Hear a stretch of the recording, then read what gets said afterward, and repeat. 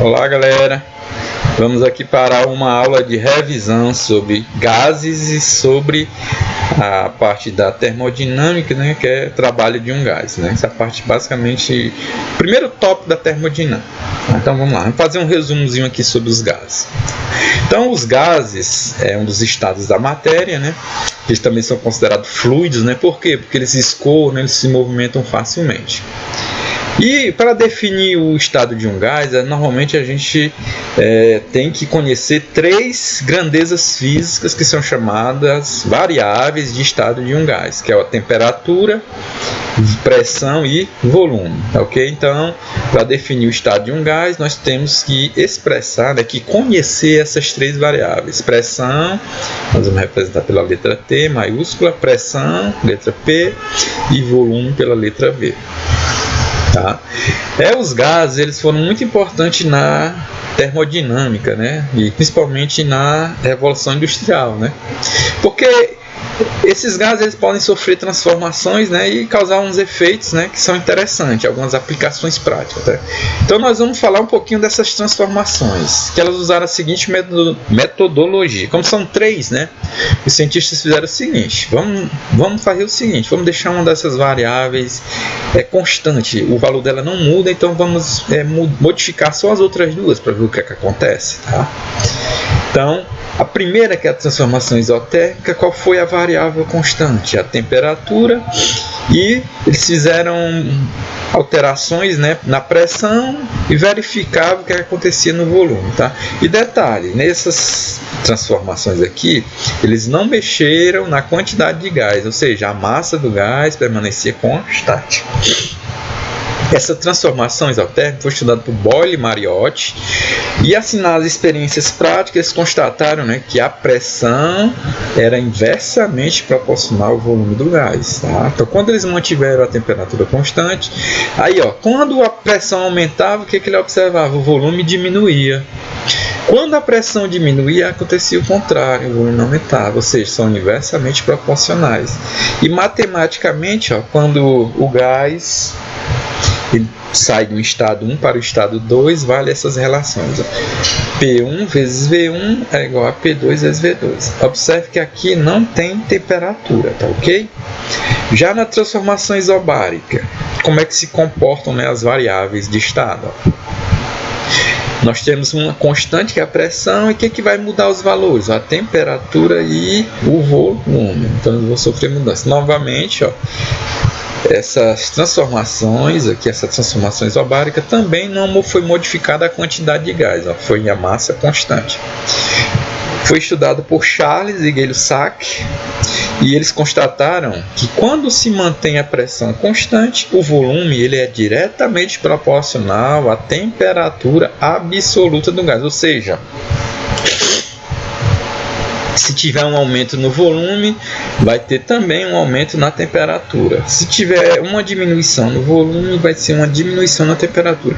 Por que ele fala aqui? Por que se fala em temperatura absoluta do gás? Porque nós temos que usar sempre a temperatura na escala Kelvin, tá ok? Então a gente tem que lembrar disso aqui. Se eu quiser transformar um valor na escala Celsius para Kelvin, você soma com 273, ok? E a relação matemática que a gente utiliza, né, para trabalhar na transformação isobárica é essa. V1 sobre T1 é igual a V2 sobre T2. Observe que o valor do P, né, não tem lá na relação. E a terceira é a isovolumétrica, volume constante, pressão e temperatura variáveis. Também foi estudada por Charles e Gay-Lussac. Nós temos, no caso, a segunda lei deles, Então, quando o volume permanece constante, o que acontece? A pressão vai ser diretamente proporcional à temperatura absoluta do gás. Ou seja, se eu tiver uma elevação na pressão, nós vamos ter uma elevação na temperatura. E se tiver uma diminuição na pressão, acontece, vai ter uma diminuição também na temperatura. E matematicamente seria isso aqui, P1 sobre T1 é igual a P2 sobre T2. E nós temos uma transformação geral onde as três variáveis elas mudam, né, simultaneamente, também com a massa do gás, né, permanecendo constante. Tá? Ou seja, seria basicamente uma mistura das três transformações anteriores. E matematicamente seria isso aqui, ó. P1 vezes V1 sobre T1 é igual a P2 vezes V2 sobre T2. Um detalhezinho que eu acho interessante, ó, vocês devem aprender essa terceira formulazinha aqui, tá ok? Por quê, professor? Porque eu posso, das outras três transformações, eu posso retirar a relação matemática. Então vamos lá ver como é que se faz. Ó. Na transformação isotérmica é constante a temperatura. Ó. Digamos que o valor do T vai ser simplificado. Ó. O T1, como ele é igual ao T2, ele é simplificado um com o outro. Ó. Então vai sobrar quem? Ó? P1 vezes V1, ó, beleza, tá aqui. E do outro lado, ó, P2 vezes V2. Ok, né? Na isobárica, pressão constante, ó, P1 igual a P2, então esses valores vão serem simplificados, ó. Então sobra V1 sobre T1, está aqui, e aqui V2 sobre T2, que é o valor que está do outro lado da equação. E na isovolumétrica, o V1 é igual ao V2, né, constante. Então vai ser simplificado, ó, sobra P1 sobre T1 igual a P2 sobre T2. E teve um camarada que estudou, porque essas transformações aqui, elas não são válidas quando eu tiver mudança de massa. Então teve-se que elaborar uma equação para isso, né? E essa equação foi elaborada por Clapeyron, né? Quando eu tiver mudança na massa do gás, ou seja, na quantidade de gás, tá? E aqui a temperatura, pressão e volume vão ser alterados, tá, ok? Então, as três variáveis de estado, ó, P vezes T, se eu relacionar elas, né, nós vamos obter uma constante, tá? Que é N vezes R. E esse N é o quê? Esse N está relacionado exatamente com a quantidade do gás, ou seja, relacionado com a massa, que nós chamamos N, número de mols, que é a massa da substância dividido pela massa molecular dela também, tá? Não é nem a massa da substância, é a massa da amostra, digamos, né? E o M, né, seria a massa lá da substânciazinha, na massa molar, né, da substância que compõe lá, né, da partícula lá. Tá certo? Então aqui o N, por isso que aparece o valor da massa aqui, né? Se eu tiver, por exemplo, o O2, aí você tem que pegar a quantidade de massa dele dividido pela massa molecular do oxigênio, né? Que, se eu não me engano, é 32, né? Porque são dois oxigênios, né? Então um oxigênio é 16, mas 16 é 32. Então você pega a massa daquela amostra, né? E vai dividir pela massa da substância, massa molecular da substância, que é o oxigênio. Ok? Pronto, é um resumozinho aqui dos gases. Vamos fazer um resumo também do trabalho de um gás. Então, na física, trabalho é quando uma força realiza movimento, mas aqui no caso dos gases, nós vamos fazer um conceito diferente, tá? Nós vamos dizer que o gás realiza um trabalho quando tem transferência de energia, normalmente na forma de calor, que vai causar um movimento. Então tem essa gifzinha aqui, ó, tá? Então se eu tiver um cilindro com esse símbolo móvel, ó, se eu encostar aqui essa fonte de calor, está doando energia, e essa energia vai produzir esse movimento, tá? Por quê? Essa energia das partículas, elas vão ficar mais agitadas, né? Então essa agitação vai produzir uma força aqui na parte inferior do êmbolo e vai movimentá-lo, tá ok? Então, para a gente determinar um trabalho de um gás, digamos que ele está no estado 1, onde ele tem uma pressão P, uma temperatura T1 e o volume V1, e ele vai passar para um estado 2, ó, onde ele vai ter uma pressão P, uma temperatura 2 e um volume 2. Então, para mim determinar o trabalho, nós vamos usar uma relaçãozinha matemática. Então, está aqui, ó. Tem um estado 1 aqui, ó, onde o gás tem um volume 1, teria uma pressão P e uma temperatura 1. Digamos que colocou-se uma fonte de calor, aqueceu aqui, então aumentou a temperatura, então passou a ser T2 e o volume do gás aumentou, né? Ele passou a ser um V2, sofreu uma expansão, né? Então teve esse deslocamento D aqui, tal. Observe que a pressão aqui permaneceu constante. Então, para a gente calcular o trabalho, ó, vamos fazer assim: o trabalho é o produto da pressão vezes a variação de volume. O que é a variação de volume? É o V final, que é o V2, menos o V final, V inicial, né, o que é o V1. Ok? Então, para calcular o trabalho, nós usamos essa relaçãozinha matemática, trabalho do gás, tá? Agora vamos ver a questão das características do trabalho do gás.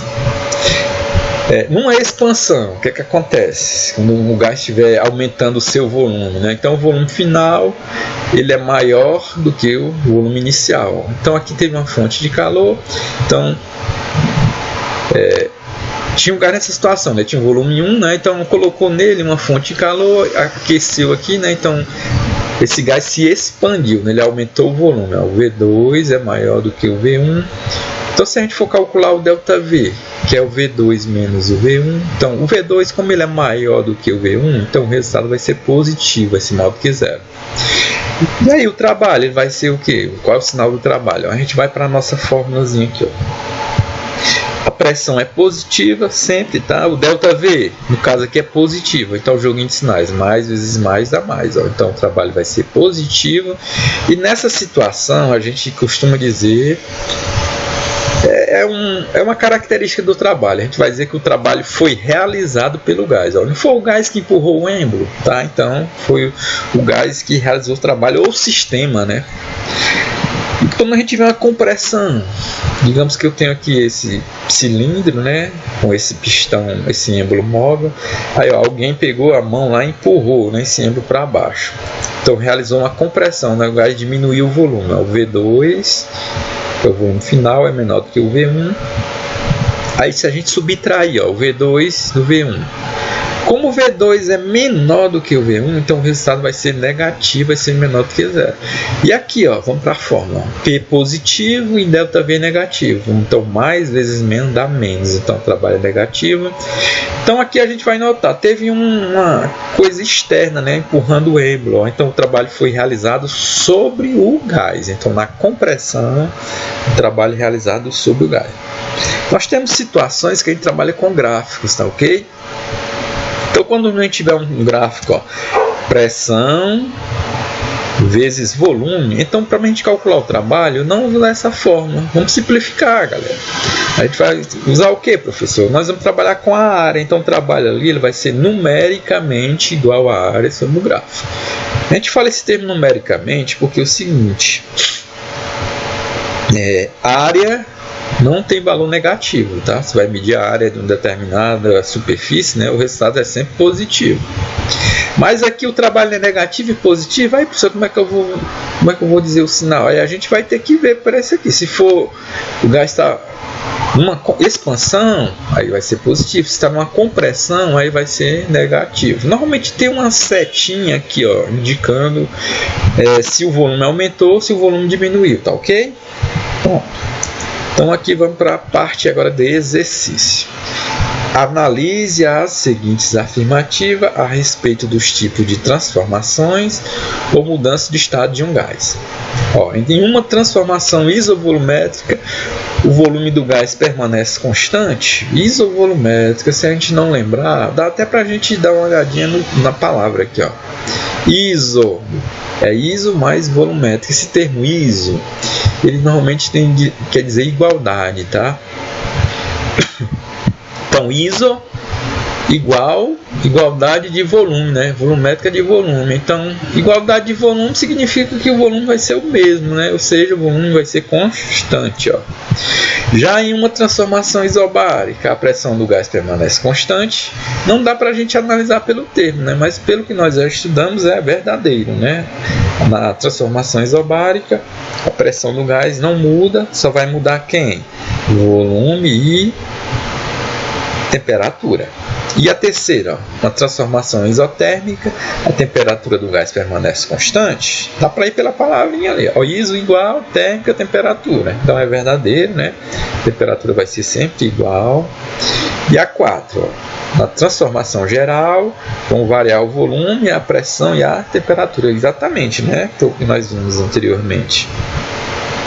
Quando eu tiver as três mudando, né, de valores, né, simultaneamente, então nós temos uma transformação geral dos gases. Ou seja, nós temos os 4 itens corretos aqui, é o item C, né? 2. Questão aqui da PUC, São Paulo. Uma amostra de gás ideal sofre o processo termodinâmico cíclico representado no gráfico a seguir. Cíclico por quê, professor? Porque a gente vai observar que tem uma figurinha fechada aqui, como se fosse um ciclo, né? Ela começa num ponto, vai e depois volta para o mesmo ponto. E esses processos cíclicos acontecem em algumas máquinas, eles se repetem, né? Então aqui tem os valores, né, correspondente à pressão e aqui ao volume, tá ok? Então, ao completar um ciclo, o trabalho em Joule realizado pela força que o gás exerce nas paredes do recipiente é. Então vamos lá. Tem um gráfico P vezes V, Então, para a gente calcular o trabalho, a gente vai calcular o que? A área sobre a figura, né? Se a gente observar aqui, então o trabalho aqui, igual a área, nós temos um retângulo, né, galera? Ali, a figurinha fechada, Então o trabalho vai ser a área do retângulo, que é base vezes a altura. O que é a base? Esse lado horizontal e a altura o lado vertical. Pronto, agora nós vamos tirar os valores do gráfico. Então, a base, Então é que ele começou em 0,1 e aqui ele passou para 0,3. Então ele aumentou quanto aqui? Ele aumentou 0,2, não foi? Então a nossa base daqui para cá vale 0,2 e a altura, Esse ponto inicial aqui é 10, né? E ele passou para 30. Então daqui para cá, de 10 para 30, então daqui para cá é 20, né? Então 20 a altura. Então fazendo uma continha, nós vamos obter 4 Joule. Então o valor, fazendo essa multiplicação, né? 0,2 vezes 20 dá igual a 4. E a unidade de medida do trabalho é Joule. Então é o item B. Agora um detalhe, por que deu positivo, professor? Agora você vai me questionar, né? Que poderia ser negativo, né? A gente observa que a parte superior lá do nosso retângulo, onde a pressão é maior, e nós vamos multiplicar pelo ΔV. O ΔV é igual aqui, embaixo e em cima, tá ok? Então em cima é uma expansão, né? A expansão é positiva. E aqui embaixo, esse valor aqui da pressão é menor, ok? Então se a gente fosse fazer assim, separar, né? O trabalho lá de cima seria maior e o trabalho aqui de baixo seria menor e negativo. E aqui em cima seria positivo. Então se eu subtrair um valor maior de um valor menor, o resultado é positivo. Então por isso que aqui dá mais 4. Tá? Uma forma, se a setinha fosse no inverso aqui, se essa seta fosse aqui para a esquerda, nós teríamos uma compressão. Então o número de lá seria maior, mas seria negativo. Então você pegaria, você ia subtrair, né, um valor, digamos, menor de um valor maior. Aí daria negativo, tá? Então é só esse detalhezinho aqui, só observar que primeiro a gente teve uma compressão, então como o trabalho foi maior, trabalho positivo. E embaixo teve uma investir, né? Em cima a gente tem uma expansão, né? A expansão, o trabalho é positivo, tá? Ou seja, e esse valor vai dar maior, né? Esse trabalho lá de cima é maior. E embaixo nós temos uma compressão onde o trabalho é negativo. Então se você pega o valor maior e vai subtrair de um valor menor, dá positivo. Então por isso que dá mais 4. Então observe a figura e responda. A figura mostra um sistema construído por um gás em retração, tá? Então a gente observa aqui que está tendo uma compressão aqui do gás. Observando esta figura, responda. A variação do volume do gás foi positiva, negativa ou nula? Se a gente tem uma compressão, né, a gente observa que o volume final aqui é menor, né, do que o volume inicial. Estou fazendo essa subtração, V2, que é o final, menos V1. E esse valor é menor do que esse. Se tu subtrair um número menor de um maior, então o resultado é negativo, né? Menor do que zero. E, ou seja, a variação do volume do gás é negativa. Aí agora vamos aqui, ele quer saber o trabalho realizado. Foi positivo, negativo ou nulo? Para a formulazinha, o P é positivo e o ΔV é negativo. Mais vezes menos dá menos, então o trabalho foi negativo. E aqui, que deve ter acontecido? Alguma fonte externa, né, empurrou esse êmbrio para baixo. Então o trabalho foi realizado sobre o sistema, né, sobre o gás, né?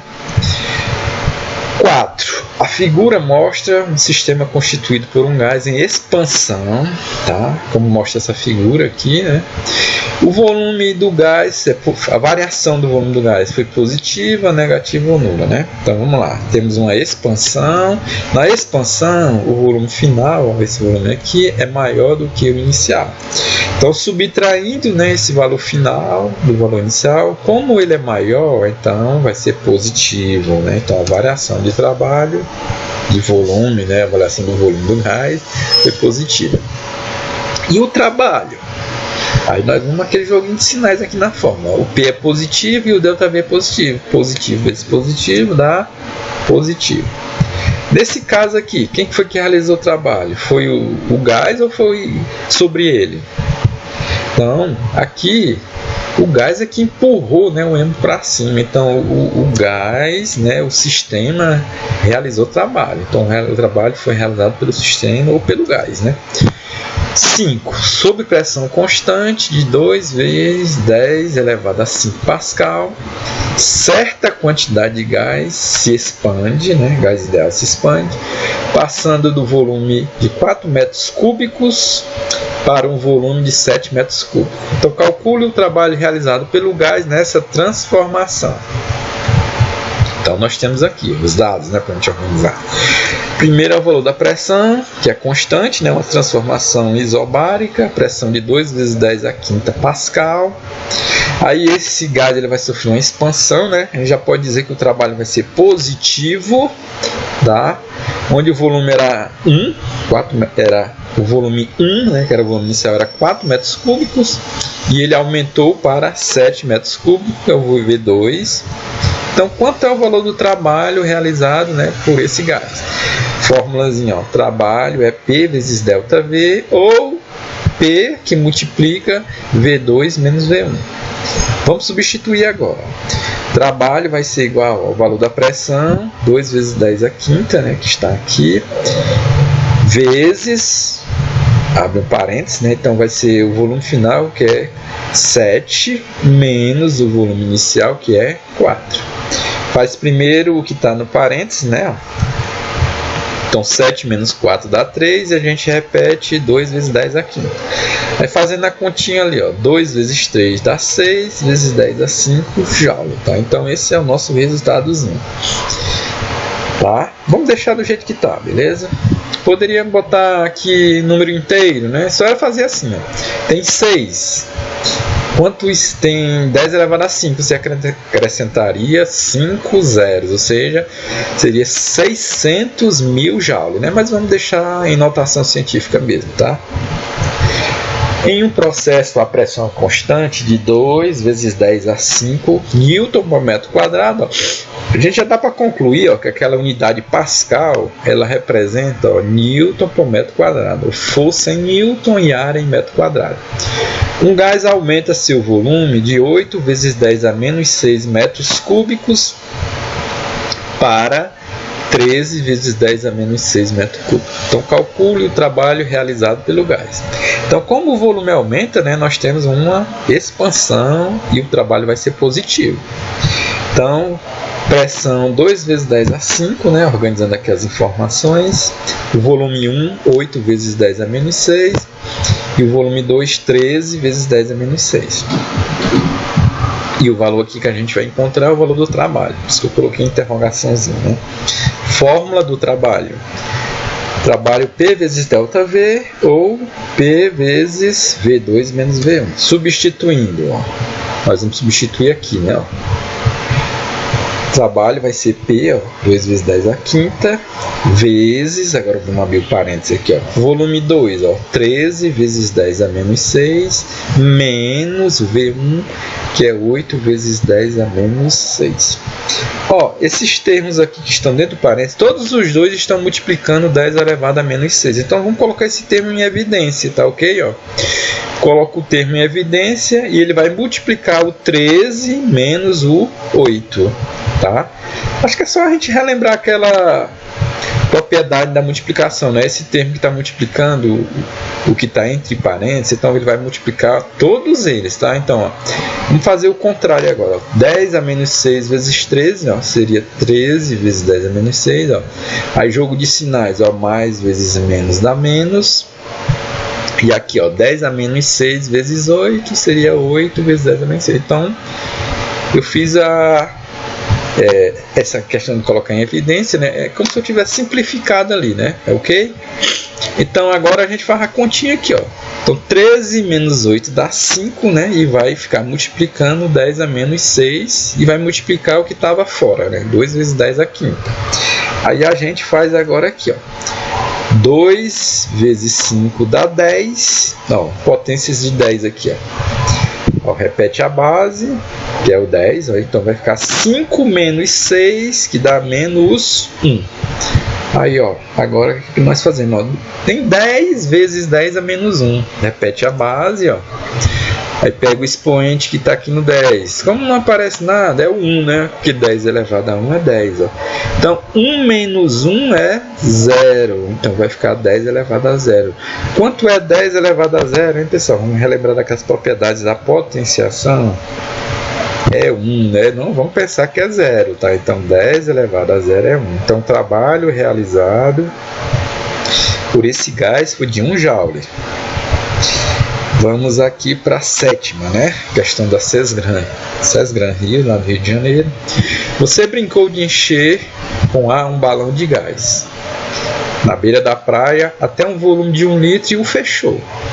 Em seguida subiu uma encosta próxima carregando o balão até uma altitude de 900 metros, onde a pressão atmosférica é 10% menor que a pressão ao nível do mar.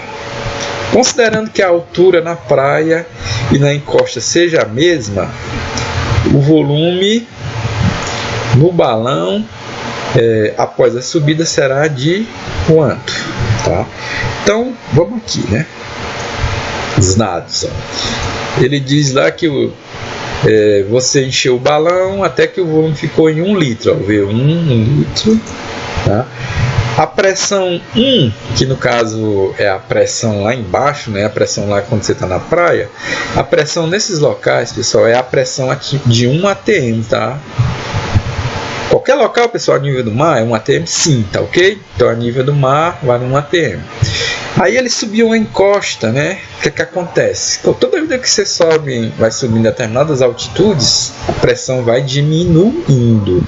E ele disse que ela diminuiu 10%. Então você vai pegar 1 menos 10% de 1. 10% de 1 é quanto? Vai ser 10 vezes 1 dividido por 100. Então, se você fizer essa continha aqui, vai ficar 0,1. Por quê? Vai cancelar um zero aqui, ó. Fica 1 dividido por 10, que é 0,1. Então, 1 menos 0,1 dá 0,9 atm. E aí, quanto? Ainda dessa informaçãozinha aqui, ó. Considere que a temperatura na praia e na encosta seja a mesma, tá? Então, a temperatura constante, né? Uma transformação isotérmica. Então, quanto equivale o volume, né? Então, o volume do ar após a subida será de quanto, né? Então, uma transformação isotérmica, nós usamos essa relação. P1 vezes V1 igual a P2 vezes V2. Então, vamos lá. Pressão lá na praia, né? É 1, ó. E o volume que ele encheu o balão lá na praia, 1 também. Aí a pressão, né? Quando ele subiu lá o morro, né? A encosta, é 0,9. E o volume 2 é o volume que a gente vai achar, né? 1 vezes 1 dá 1, né? E aqui 0,9 V2. Repete, né? Passo 0,9 para o outro lado, vai dividindo. Então fica 1 dividido por 0,9. Então V2 vai dar 1,1 litros, que é o item D. Vamos só relembrar a coerência, né? A gente sabe que numa transformação isotérmica, a pressão é inversamente proporcional ao volume. Ó. O que foi que houve com a pressão? Diminuiu, é para se esperar que o volume aumente, né? Exatamente, não, era 1 litro e ele aumentou para 1,1. Tá, beleza, 1,1 que é o item D. Ó, um balão de aniversário cheio de gás hélio solta-se da mão de uma criança subindo até grandes altitudes. Durante a subida, é correto afirmar que, vamos lá, então a criança estava com um balão com gás, esse balão soltou da mão dela e ele começou a subir, né, a grandes altitudes. Vamos relembrar aqui, ó. Aí nós vamos considerar o seguinte, vamos considerar que lá no local a temperatura permaneceu constante, como no exemplo anterior, né, no exercício passado. Então nós temos uma transformação isotérmica. E pela lei de Boyle-Mariotti, né, quando a temperatura não muda, né, o que acontece? A pressão vai ser inversamente proporcional ao volume. E a gente viu ali, ou seja, P1 vezes V1 é P2 vezes V2. E a gente sabe, né, que quando você vai subindo, né, ó, então o balão vai subir, então quanto maior a altitude, menor a pressão. Então a pressão vai diminuindo à medida que vai aumentando a altura. Então, galera, se a pressão diminui e ela é inversamente proporcional ao volume, então a pressão aumenta, a pressão diminui, então o volume aumenta. Por quê? Porque eles são inversamente proporcional. Se a pressão tivesse aumentado, o que acontecia com o volume? Ia diminuir. Então a gente vai esperar que o volume do balão aumente, que é o item C. Isso vai ficar maior, né? O balão. Nona. Gabriela segura um balão com gás hélio durante uma viagem do Rio de Janeiro até o Pico das Agulhas Negras. No Rio de Janeiro, o volume do balão era V0 e o gás estava a pressão P0 e a temperatura T0. Essa temperatura medida em Kelvin, né? Beleza, que é a escala absoluta. Ao chegar ao pico, porém, Gabriela observa que o volume do balão passa a ser 6/5 do V0, do volume inicial. E a temperatura do gás, 9 décimos, né, da temperatura inicial.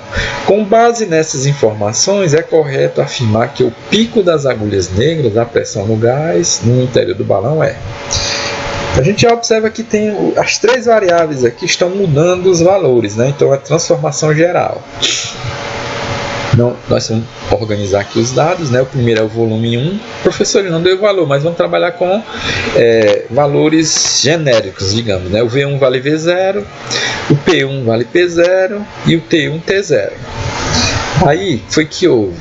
Ela foi para outro local, né? Lá para as agulhas negras, né? O pico das agulhas, das agulhas negras, seja um local bem mais alto. Aí lá, o que foi que houve com o volume do balão? Ele aumentou um pouco, não foi? 6/5 de V0. Ó. Então ele aumentou para 6/5 e a temperatura, ela deu uma caída. Ó. Ela ficou 9 décimos de V0. E aí eu quero saber quanto foi a pressão lá no pico das agulhas negras. Então aqui transformação geral, ó, P1 vezes V1 sobre T1 é igual a P2 vezes V2 sobre T2. Vamos substituir. Ó. Quanto é que vale o P1? É P0, o V1 vale V0, ó, e o T1 igual a T0, igual P2, ó, vamos repetir que é o valor que nós vamos encontrar. Quanto é que é o V2? Ó? 6/5, né, ó, 6 sobre 5 vezes V0. E o valor da temperatura 2, ó, aqui embaixo, 9 décimos, ó, 9 sobre 10 vezes T0. Aí aqui, galera, do lado de cá, nós vamos fazer o seguinte, ó, eu tenho uma divisão de frações, ó, a gente lembrar, né? Como é que eu resolvo uma divisão de frações? Ó? A gente repete a fração de cima e multiplica pelo inverso da de baixo. Como assim, professor? Vamos repetir aqui está em cima. Aqui está em cima vai ser isso aqui. Ó. Eu vou até organizar aqui, ó, passar o P2 lá para cima. Então vai ficar 6P2 vezes V0 dividido por 5. Ó. Repetir a fração que está na parte superior vezes o inverso da fração que está dividindo. Ó. Ó, o inverso da fração é você inverter. Ó. O denominador passa a numerador e o numerador passa a denominador. Ok? Aí a gente faz essa continha aqui. Ó. 6 vezes 10 dá 60.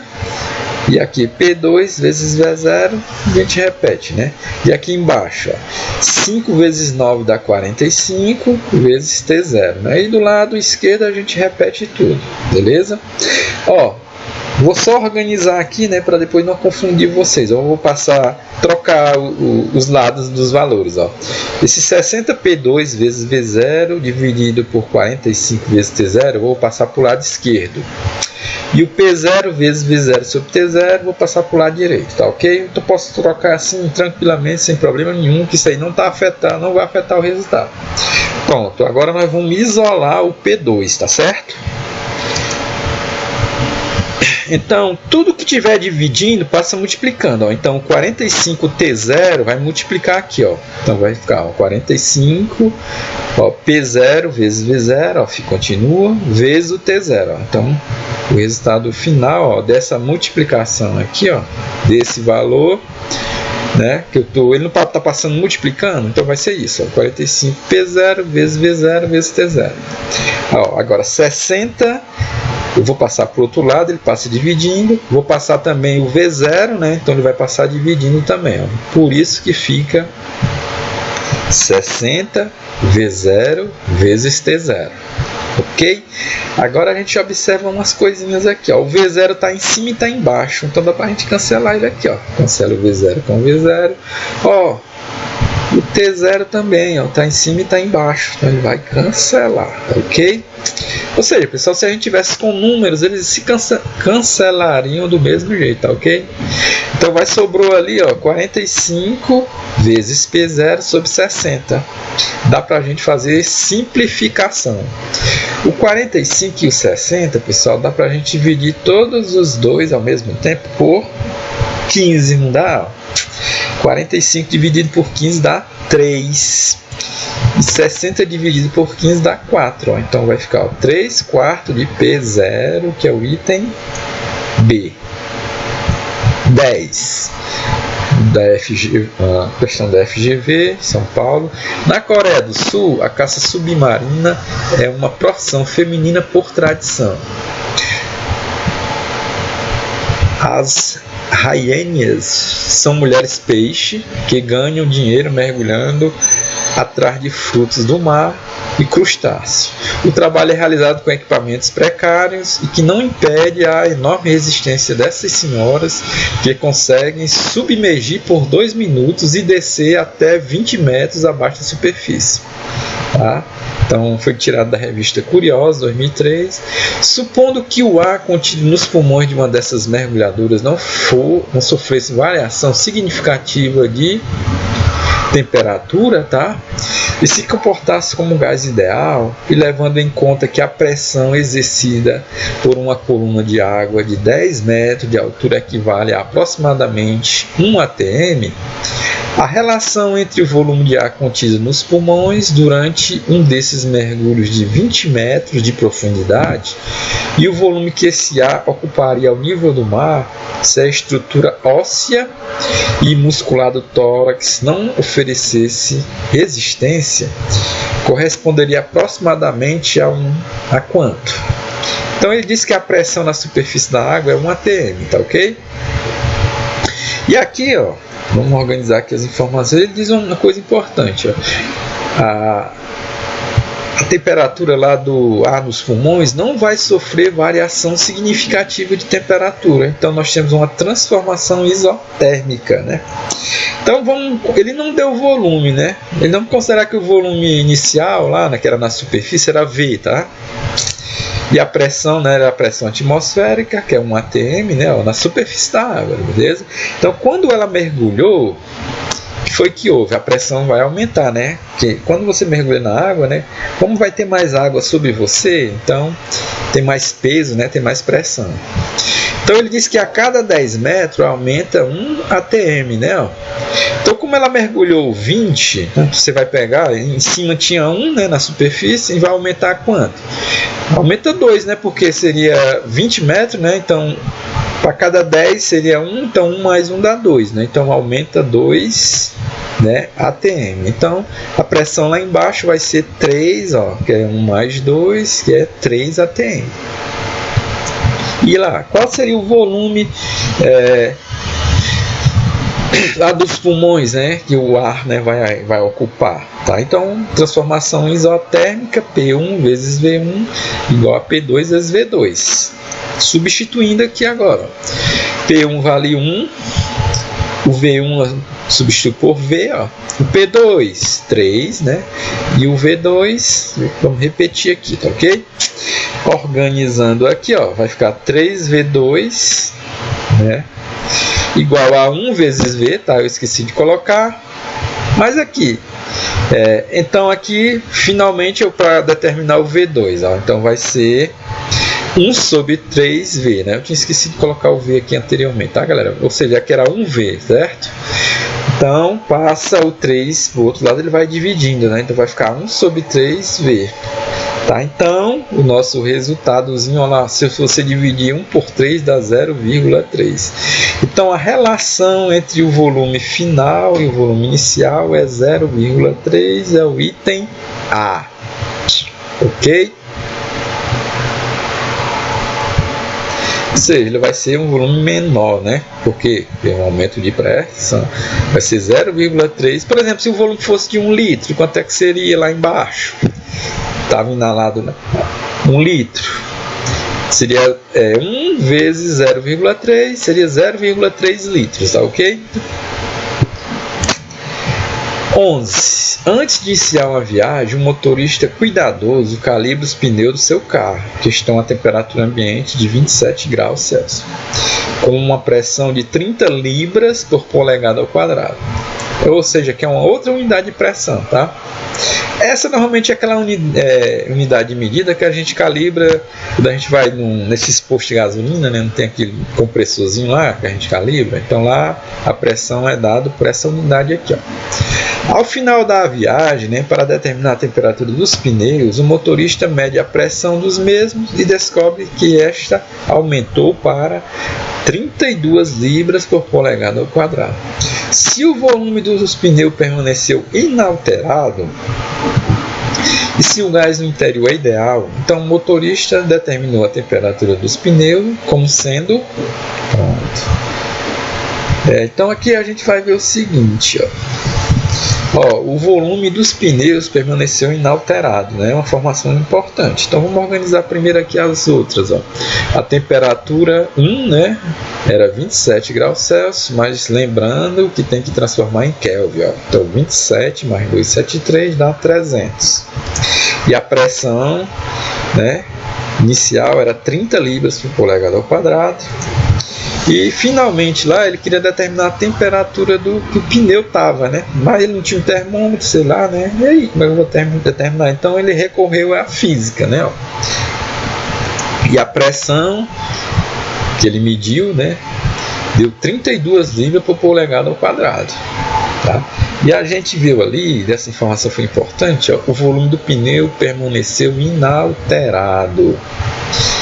Ou seja, transformação isovolumétrica. Então, relembrando, isovolumétrica, a gente tem a relação P1 sobre T1 igual a P2 sobre T2. Fazendo as substituições, P1 vale 30, T1 300, P2 32 e o T2 é o valor que nós vamos encontrar. Aí aqui a gente multiplica em X, né? Aqui, Não, eu fiz uma simplificação primeiro já para facilitar, beleza? Aqui, 30 e 300, dá para dividir tudo por 30, né? 30 dividido por 30 dá 1, 300 dividido por 30 dá 10. Vamos fazer logo, né? Se der, porque fica um númerozinho menor, aí na hora do cálculo, né? Vai ser mais fácil. Aí lá multiplicamos em X, então vai T2 vezes 1, né? T2 vezes 1 dá T2. E aqui 10 vezes 32, que dá 320. Ou seja, esse valor na escala Kelvin. Mas as respostas estão em graus Celsius. E aí, para transformar? Quando é o contrário, você soma, né? De Celsius para Kelvin. Agora eu quero de Kelvin para Celsius. Então você vai subtrair de 273. Então, fazendo a subtração, a gente vai obter 47 graus Celsius, que é o item D. E aqui vamos para a 12ª, tá? Essa é a última para a gente encerrar essa parte dessa revisão. Universidade UFA, né, de Minas Gerais. Nos manuais de automóveis, na seção que trata da calibragem dos pneus junto à pressão recomendada, encontramos a seguinte instrução. Então, no manual do fabricante lá do automóvel, tem essa instrução aqui, ó. Os pneus devem ser calibrados enquanto frios. Então, qual o motivo da recomendação? Tá? A gente vai considerar que o volume do pneu ele não muda, tá? Permanece constante. Então, a transformação isovolumétrica. Então, segundo a lei de Charles, né, que é a segunda lei dele, quando eu tenho um volume constante, a pressão vai ser diretamente proporcional à temperatura absoluta do gás. Então, se você calibrar o pneu quente, né, tá? Então, quando a temperatura diminuir, ó, quando a temperatura diminui, o que é que vai acontecer com o volume? Ó? Com o volume não, com a pressão, né? Nós estamos trabalhando com volume constante, né? Então, quando a temperatura diminuir, né, o que é que vai acontecer? Ele calibrou, digamos que o cara calibrou quando o pneu estava quente, né? Ó. Então os pneus devem se calibrar enquanto frios, mas ele calibrou o contrário, ó. Ele calibrou quente, ou seja, ele trabalhou de forma errada, né? Então se ele trabalhou de forma errada, então quando a temperatura diminuir, o que é que vai acontecer? A pressão do pneu também vai diminuir. Por quê? Porque são diretamente proporcionais. Isso não é recomendado por quê? Pois os caminhões eles levam cargas pesadas e como o pneu, digamos que ele vai ficar com a pressão menor, a tendência do pneu é dar uma murchada. Tá? Então se ele murchar ali, ele pode até ir até no aro, né, e ele rasgar o pneu, tá certo? Então não é recomendado por isso. Então se o pneu for calibrado quente, ó, tem essa opção aqui, eu acho que é o item A, né, ó. Se o pneu for calibrado quente, ele calibrou quente com a pressão, né, que o fabricante diz, né, tá lá no manual.